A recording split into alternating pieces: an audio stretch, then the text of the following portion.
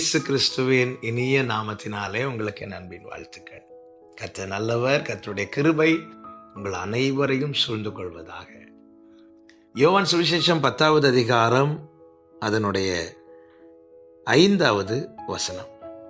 அந்நியருடைய சத்தத்தை அறியாதபடியினால் அவைகள் அந்நியனுக்கு பின் செல்லாமல் அவனை விட்டோடிப்போ. கர்த்தருடைய பரிசுத்த நாமம் மகிமைப்படுவதாக. ஆண்டவராகிய இயேசு கிறிஸ்து தம்மை மெய்ப்பராகவும் வாசலாகவும் காண்பித்து தம்முடைய ஆடுகளை குறித்து சொல்லுகிறார்.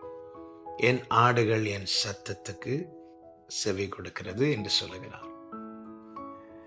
அந்நியருடைய சத்தத்தை அறியாததினாலே அவைகளை விட்டு ஓடி போகுமா?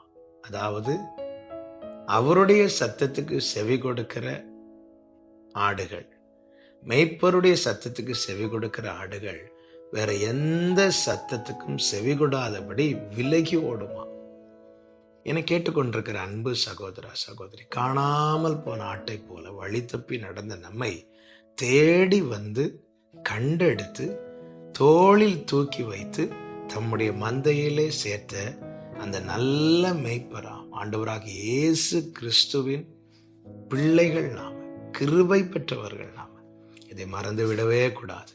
நம்முடைய காதுகள் எந்த சத்தத்துக்கு மிகவும் பழகி இருக்கிறது, எந்த சத்தத்துக்கு செவி கொடுக்கிறது, எந்த சத்தத்துக்கு செவி கொடாமல் விலகி நாம் ஓடுகிறோம் என்பதை நாம் நிதானிக்க வேண்டியது மிக மிக அவசியமாயிருக்கிறது. நாம் அவருடைய மேய்ச்சலின் ஆடுகள். அதனாலதான் இன்று வாழ்ந்து கொண்டிருக்கிறோம். நம்முடைய ஆவி, ஆத்மா, சரீரத்துக்கு வேண்டிய போஜனத்தை அவர் அனுதினமும் குறை வைக்காமல் தந்து கொண்டிருப்பதனால்தான் இன்றும் வாழ்ந்து கொண்டிருக்கிறோம். இதை ஒரு நாளும் மறக்கவும் கூடாது, இதை மறுக்கவும் முடியாது. காரணம், அவர்தான் நம்முடைய எல்லாவுமாய் இருக்கிறார். அவருடைய சத்தத்துக்கு நம்முடைய காதுகள் செவி கொடுக்கிறதா? நம்முடைய காதுகள் செவி கொடுக்க வேண்டுமானால் நம்முடைய இருதயம் அதற்கு நேராக இருக்க வேண்டும். இந்த அனுபவத்தில் நாம் பழக்கப்படுவோமானால் அந்நிய சத்தத்துக்கு நாம் விலகி ஓடுகிறவர்களாக இருப்போம். அந்நிய சத்தம் என்பது அவருடைய சத்தம் அல்லாத எல்லா சத்தங்களுமே அந்நிய சத்தம். அவருடைய சத்தம் என்பதை எப்படி அறிந்து கொள்ள? அவருடைய சத்தம் என்பது எல்லாம் இந்த வேதத்துக்கு ஒத்து இருக்கும், இந்த வேதத்துக்கு மாறானதா இருக்காது. அந்நிய சத்தம் என்பது இந்த வேதத்துக்கு எதிரானது, வேதத்துக்கு மாறானது. அந்த சத்தம் பல நேரங்களிலே பிறரிடத்திலிருந்து வருவதை நம்மால் கேட்க முடியும். கர்த்தர் நம்மிடத்துல ஒன்று செய்ய சொல்லியிருப்பார், அல்லது வேதம் நமக்கு ஒரு மார்க்கத்தை காண்பிக்கும் போது மற்றவர்கள் அதற்கு எதிராய் பேசுவார்கள். அந்த சத்தங்கள் எல்லாமே அந்நிய சத்தம். அதற்கு செவி கொடாதபடி விலகி ஓடுகிறவர்களாய், அந்த சத்தத்துக்கு எவ்வளவு வேணும் கவனம் செலுத்தாதபடி காணப்பட வேண்டும். அதுதான் இங்கே வேதம் சொல்லுகிறது. பல நேரங்களிலே நாம் வெளியிருந்து வருகிற சத்தங்களை மாத்திரமே அந்நிய சத்தமாக எடுக்கிறோம். ஆனால் ஒரு காரியத்தை தேவ பிள்ளைகள் புரிந்து கொள்ள வேண்டும். நம்முடைய மாம்சம் ஒரு காரியத்தை சொல்லும், நம்முடைய மூளை ஒரு காரியத்தை சொல்லும், நம்முடைய மனசு ஒரு காரியத்தை சொல்லும். புரியும்படி சொல்ல வேண்டுமானால், முச்செடி பற்றி எறிகிறது, அது நடுவிலே கர்த்தர் மோசையை அழைக்கிறார், மோசையோடு பேசுகிறார். மோசையின் கையில் இருக்கிற கோலை கீழே போடு என்கிறார். அவன் கீழே போடுகிறான், அது பாம்பாய் மாறுகிறது. அப்பொழுது கர்த்தர் சொல்லுகிறார், அதன் வாலை பிடி என்று சொல்லுகிறார். மோசே எகிப்தின் சகல சாஸ்திரங்களையும் கற்று தேர்ந்தவன்.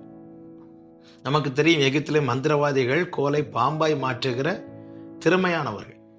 அப்படிப்பட்ட சகல சாஸ்திரங்களையும் கற்ற மோசே கண்டிப்பாய் வாளை பிடிக்க யோசித்திருக்க மாட்டான், தலையை தான் பிடிக்க யோசித்திருப்பான். காரணம், வாளை பிடித்தால் அது திரும்பி வந்து மோசையை கொத்துவதற்கு நிறைய வாய்ப்பு இருக்கிறது.